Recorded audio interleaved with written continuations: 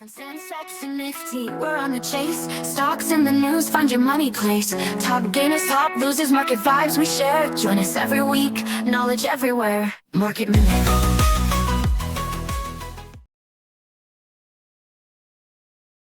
Hi ಎಲ್ರಿಗೂ market minute Kannada ಚಾನೆಲ್ಗೆ ಸ್ವಾಗತ. ಇಲ್ಲಿ ನಾವು ಮಾರ್ಕೆಟ್ ನ ಆಗು ಹೋಗುಗಳ ಬಗ್ಗೆ ಚರ್ಚಿಸ್ತೇವೆ. ಮೊದಲಿಗೆ ಮಾರ್ಕೆಟ್ ನ ಓವರ್ ವ್ಯೂ ಅನ್ನು ನೋಡೋಣ. ನಿಫ್ಟಿ 25,112ಗೆ ಕ್ಲೋಸ್ ಆಗಿದೆ ಲಾಸ್ಟ್ ವೀಕ್ ಅಲ್ಲಿ ಒಟ್ಟು 0.7% ನಷ್ಟು ಏರಿಕೆ ಕಂಡಿದೆ. ಸೆನ್ಸೆಕ್ಸ್ 82,408ಗೆ ಕ್ಲೋಸ್ ಆಯಿತು. ಶುಕ್ರವಾರದ 1.29% ರ್ಯಾಲಿ ಮಿಡ್ ವೀಕ್ ಲಾಸಸ್ ಅನ್ನು ಸ್ವಲ್ಪ ರಿವರ್ಸ್ ಮಾಡಲಿಕ್ಕೆ ಸಹಕರಿಸಿತು. ಮತ್ತೆ ಬಿಗ್ಗೆಸ್ಟ್ ಗೇನರ್ಸ್ ಮತ್ತೆ ಲೂಸರ್ಸ್ ನೋಡ್ಬೇಕಾದ್ರೆ ಜಿಯೋ ಫೈನಾನ್ಷಿಯಲ್, M&M, ಭಾರತಿ ಏರ್ಟೆಲ್ ಇವೆಲ್ಲ ಗೇನರ್ಸ್ ಆಗಿದ್ರೆ Bajaj auto, Hero MotoCorp, Maruti Suzuki, doctor Reddy's ಇವೆಲ್ಲ ಟಾಪ್ ಲೂಸರ್ಸ್ ಅಲ್ಲಿತ್ತು. Defensive sectors like pharma, FMCG ಸ್ವಲ್ಪ ಮಾಡರೇಟ್ ಇನ್ಫ್ಲೋಸ್ ಅನ್ನು ಕಂಡಿತು. ಮತ್ತೆ ಗೋಲ್ಡ್ ಪ್ರೈಸಸ್ ಕೂಡ ಆಲ್ಮೋಸ್ಟ್ ಆಲ್ ಟೈಮ್ ಹೈ ಅನ್ನು ಹಿಟ್ ಮಾಡಿದೆ. ನಿಫ್ಟಿ ಸಪೋರ್ಟ್ ಹೇಳ್ಬೇಕಾದ್ರೆ 24,450 ಟು 24,500 ಒಂದು ಸಪೋರ್ಟ್ ಝೋನ್, ಮತ್ತೆ ನೆಕ್ಸ್ಟ್ ಸಪೋರ್ಟ್ ಝೋನ್ ಅಂದ್ರೆ 24,000. ರೆಸಿಸ್ಟೆನ್ಸ್ 25,150, 25,200 ಇದೆ ರೆಸಿಸ್ಟೆನ್ಸ್, ಮತ್ತೊಂದು 25,500 ರೆಸಿಸ್ಟೆನ್ಸ್ ಇದೆ. ಗ್ಲೋಬಲ್ ನ್ಯೂಸ್ ಹೇಳ್ಬೇಕಂದ್ರೆ ಲಾಸ್ಟ್ ವೀಕ್ ಫೆಡ್ ನವರು ರೇಟ್ ಕಟ್ ಅನ್ನು ಹೋಲ್ಡ್ ಮಾಡಿದ್ದಾರೆ. FOMC ಮೀಟಿಂಗ್ ಅಲ್ಲಿ ಅವರು ಹಾಕಿಶ್ ಕಮೆಂಟ್ರಿ ಕೊಟ್ಟಿದ್ದಾರೆ. ಮತ್ತೆ ಇಸ್ರೇಲ್ ಮತ್ತು ಇರಾನ್ ನಡುವಿನ ಜಿಯೋಪೊಲಿಟಿಕಲ್ ಟೆನ್ಷನ್ ಇಂದ ಕ್ರೂಡ್ ಆಯಿಲ್ ನ ಬೆಲೆ ಏರಿಕೆ ಮತ್ತೆ AI ತಂತ್ರಜ್ಞಾನದ ಅಳವಡಿಕೆಯಿಂದ ತುಂಬಾನೇ ಹಾಕಿಶ್ ಆಗಿ ಕಮೆಂಟ್ರಿಯನ್ನು ಕೊಟ್ಟಿದ್ದಾರೆ. ಮತ್ತೆ ಮೇನ್ ಹೈಲೈಟ್ ಅಂದ್ರೆ US ಎಕಾನಮಿ ಸ್ಥಿರವಾಗಿದ್ರು ಅವರು ಕೆಲವು ವಿಭಾಗದಲ್ಲಿ ಅಸ್ಥಿರತೆ ಇದೆ ಅಂತ ಹೇಳಿದ್ದಾರೆ. ನೆಕ್ಸ್ಟ್ ಅಂದ್ರೆ within 1 year 50 basis point rate cut ಅನ್ನು ಅವರು ಎಕ್ಸ್ಪೆಕ್ಟ್ ಮಾಡ್ತಿದ್ದಾರೆ ಬೈ ಡಿಸೆಂಬರ್. ಮತ್ತೆ ಇನ್ಫ್ಲೇಷನ್ ಕೂಡ 2% ಟಾರ್ಗೆಟ್ ಇನ್ನೂ ರೀಚ್ ಆಗ್ಲಿಲ್ಲ, ಅವ್ರದ್ದು 2% ಟಾರ್ಗೆಟ್ ಇದೆ.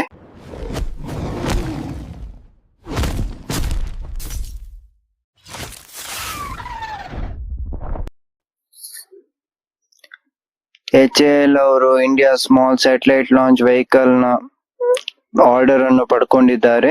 ಇದು 511 crore ನಷ್ಟು ದೊಡ್ಡ ಆರ್ಡರ್ ಆಗಿದೆ. ಮತ್ತೆ ITD ಸಿಮೆಂಟೇಶನ್ ಇಂಡಿಯಾ ರವರು 960 crore ನಷ್ಟು ಆರ್ಡರ್ ಪಡ್ಕೊಂಡಿದ್ದಾರೆ. ಇದು ಟ್ರಿವೆಂಡ್ರಮ್ ಏರ್ಪೋರ್ಟ್ ಮತ್ತು ಕೋಲ್ಕತ್ತಾದ ಕೆಲವು ಕಮರ್ಷಿಯಲ್ ಪ್ರಾಜೆಕ್ಟ್ ಆರ್ಡರ್ ಆಗಿದೆ.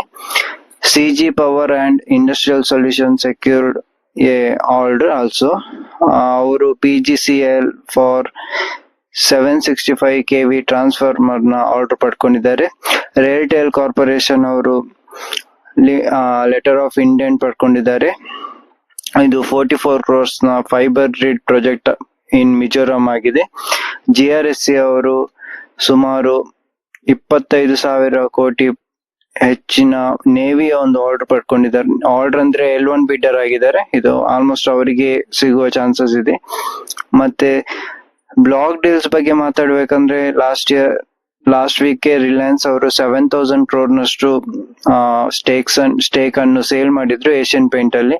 ಈ ವೀಕ್ ಕೂಡ ಅರೌಂಡ್ 0.9% ನಷ್ಟು ಸ್ಟೇಕ್ ಅನ್ನು ಸೇಲ್ ಮಾಡಿದ್ದಾರೆ. ಇದು 1,876 crore ನಷ್ಟು ಆಗಿದೆ. ಇದನ್ನು ಕಂಪ್ಲೀಟ್ಲಿ ICICI ಪ್ರುಡೆನ್ಷಿಯಲ್ ಅವರು ಬೈ ಮಾಡಿದ್ರು. ಲಾಸ್ಟ್ ವೀಕ್ 7,700 crore ನಷ್ಟು ವರ್ತ್ ಸ್ಟಾಕ್ ಅನ್ನು ಇವರು SBI ಅವರು ಬೈ ಮಾಡಿದ್ರು. US ನ TPG ಗ್ರೂಪ್ ಅವರು ಸಾಯಿ ಲೈಫ್ ಸೈನ್ಸಸ್ ಅಲ್ಲಿ ಸುಮಾರು 1,505 ಕೋಟಿಯಷ್ಟು ಸ್ಟೇಕ್ ಅನ್ನು ಸೇಲ್ ಮಾಡಿದ್ದಾರೆ. ಇದನ್ನು ಕಂಪ್ಲೀಟ್ಲಿ ನಾರ್ಜೆಸ್ಟ್ ಬ್ಯಾಂಕ್ ಮತ್ತು ಇಂಡಿಯನ್ ಮ್ಯೂಚುವಲ್ ಫಂಡ್, ನಿಪಾನ್ ಇನ್ವೆಸ್ಕೋ ಮತ್ತು ಆದಿತ್ಯ ಬಿರ್ಲಾ ಕ್ಯಾಪಿಟಲ್ ಅವರು ಬೈ ಮಾಡಿದ್ದಾರೆ. ವಿಶಾಲ್ ಮೆಗಾಮಾರ್ಟ್ ನ ಪ್ರಮೋಟರ್ ಆದ ಸಮಾಯತ್ ಸರ್ವಿಸಸ್ LLP ಅವರು 20% ಸ್ಟೇಕ್ ಅನ್ನು ಸೇಲ್ ಮಾಡಿದ್ರು ಲಾಸ್ಟ್ ವೀಕ್. ಅದು 10,500 crore ನಷ್ಟು ವರ್ತ್ ಸ್ಟೇಕ್ ಆಗಿದ್ದು, ಇದನ್ನು ಕಂಪ್ಲೀಟ್ಲಿ ಇಂಡಿಯನ್ ಮ್ಯೂಚುವಲ್ ಫಂಡ್ಸ್ ಮತ್ತು ಕೆಲವು ಫಾರಿನ್ ಇನ್ವೆಸ್ಟರ್ಸ್ ಎಲ್ಲ ಬೈ ಮಾಡಿದ್ದಾರೆ. ಇದರಲ್ಲಿ ಇಂಡಿಯನ್ ಮ್ಯೂಚುವಲ್ ಫಂಡ್ ಹೇಳ್ಬೇಕಾದ್ರೆ SBI mutual fund, HDFC mutual fund, Kotak mutual fund around 32 crore shares ಅನ್ನು ಬೈ ಮಾಡಿದ್ದಾರೆ. ಟೋಟಲ್ 90 crore ಶೇರ್ಸ್ ಇತ್ತು.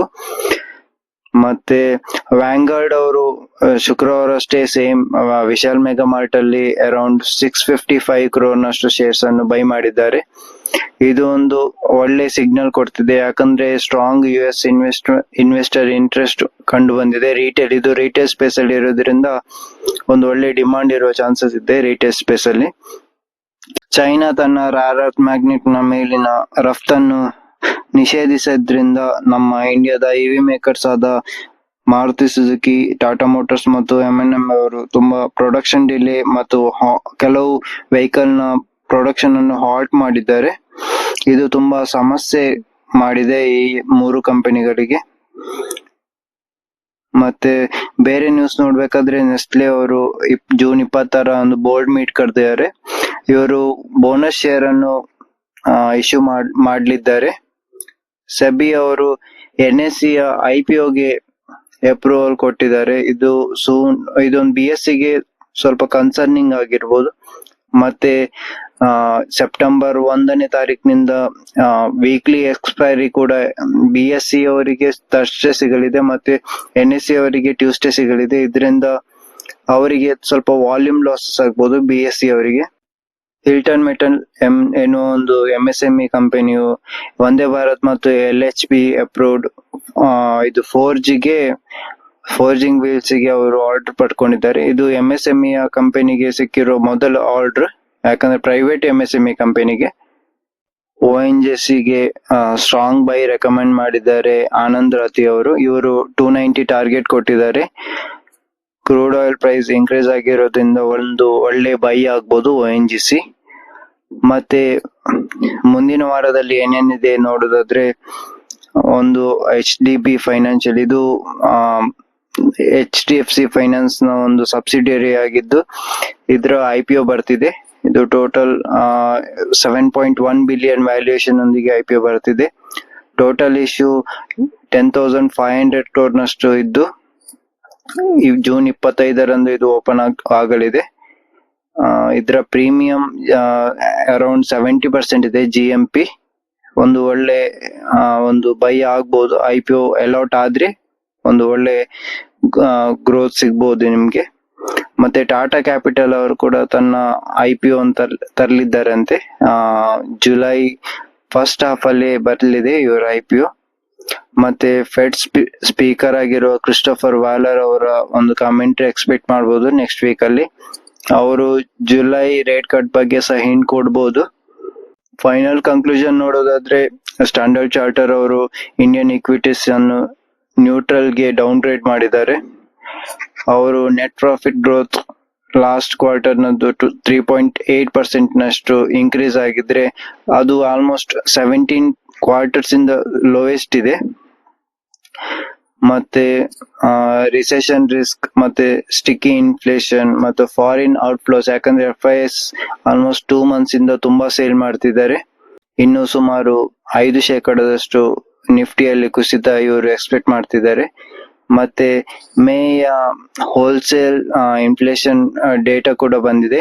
ಇದು 0.39% ಇದೆ. ಲಾಸ್ಟ್ ಮಂತ್ ಆನ್ ಮಂತ್ ನೋಡ್ಬೇಕಾದ್ರೆ 0.85% ಇತ್ತು ಲಾಸ್ಟ್ ಮಂತ್ ಅಲ್ಲಿ. ಇದು ಆಲ್ಮೋಸ್ಟ್ 14 months ಲೋವೆಸ್ಟ್ ಆಗಿದೆ. ಇವತ್ತಿಗೆ ಇಷ್ಟೇ, ಮುಂದಿನ ವಾರ ಸಿಗೋಣ.